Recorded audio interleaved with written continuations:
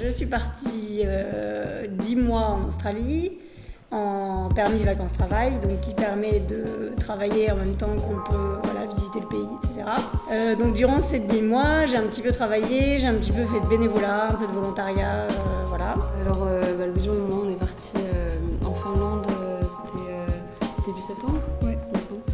On est partis dans une ferme pendant 3 semaines pour aider le fermier Timo. C'était de la cueillette de baies, de fraises, et du coup on travaillait le matin et on avait les après-midi. Il y avait des volontaires de tous les pays qui venaient, qui arrivaient, qui partaient.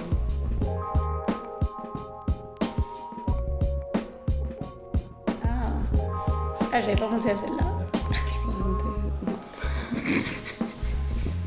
On se dit toujours l'accent australien, est-ce que c'est un problème? Voilà, pas forcément dans les villes, mais la campagne aussi. Donc du coup, je suis tombée sur en fait un poids lourd qui s'est arrêté pour me prendre en stop et le gars, il parlait vraiment australien.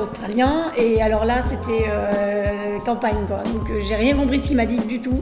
Et lui a rien compris ce que je disais. Donc on a fini par se taire en fait parce que c'était pas possible. Je comprenais rien. Bah ouais, du coup, il y avait un Italien là-bas, il a voulu nous faire des lasagnes. Ouais, Sauf qu'on a fait des lasagnes aux orties, parce qu'il y avait plein d'orties dehors du coup. aux orties et aux pousses de sapin. Du coup, on a passé genre, je sais pas, 30 minutes à essayer d'enlever les mini pousses de sapin. C'était tellement relou. C'est relou, mais c'était marrant. Parce que Mais tout le monde c'était trop bien. était- Voilà, t'avais toute la maison en train d'enlever des épines de sapin Ouais.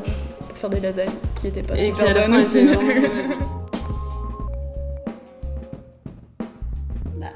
Comme conseil, pas vraiment un conseil, mais qu'en tout cas, même si on n'a pas beaucoup d'argent, c'est possible. En dehors, évidemment, si on va loin, le billet d'avion, voilà, ça reste un coût, mais que c'est possible de voyager justement en utilisant le couchsurfing, tout ce qui est le volontariat, etc. Et que, voilà, faut pas avoir peur. Moi, personnellement, j'ai rarement entendu d'histoires qui se sont mal passées. Donc du coup, faut y aller. Et bon, après, ça peut arriver que des fois, ça se passe plus ou moins bien, mais c'est pour ça qu'il faut faire plusieurs expériences. Comme ça,